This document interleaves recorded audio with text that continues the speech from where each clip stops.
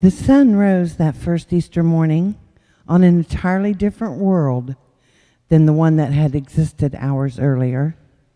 For most people, to be sure, it was the same. Birds twittered as they usually did in their pre-dawn revelry. Lazy dogs barked at the sound of the first early risers. In his penthouse in downtown Jerusalem, Pilate rolled over in bed, and he moaned at the mockingbird that was making racket on his veranda. He could feel his wife's stiffness next to him. He didn't even have to look to see her wide, sleepless eyes that were locked on a crack in the ceiling for fear of the dreams that would come back if she closed them. In the nearby barracks, a soldier snored in thick oblivion.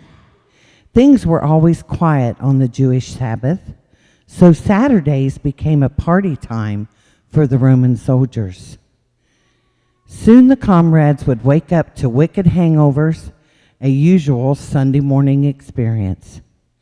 Out in the courtyard, roosters crowed, and Peter curled up next to a stone wall, which is where he thought he had heard every last one of them.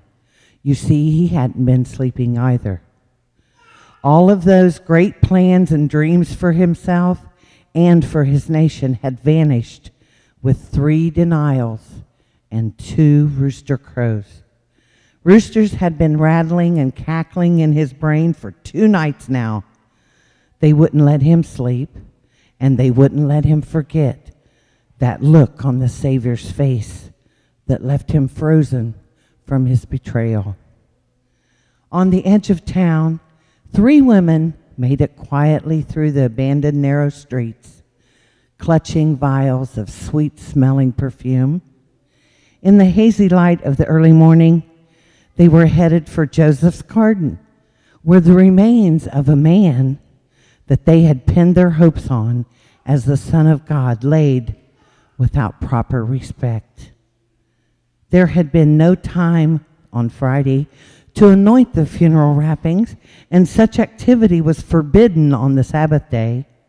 Nicodemus and Joseph had done a credible job with limited time and very little preparation, but it fell to the women to complete the burial requirements, not as much for their own sake, but also for the sake of the custom. Just as they started to wonder who might help them move this huge stone over the face of the tomb, they found, lo and behold, the stone had already been moved away. The soldiers guarding it shifted on the ground into a deep sleep. The wrappings that should have been around the body lay limply on the rocky shelf inside. An angelic being, bright and glorious, asked a question that would change their world forever. Why do you seek the living among the dead? Why do you seek the living among the dead? May your Easter celebration be filled with the same joy and the wonder that these women experienced on that first Easter morning.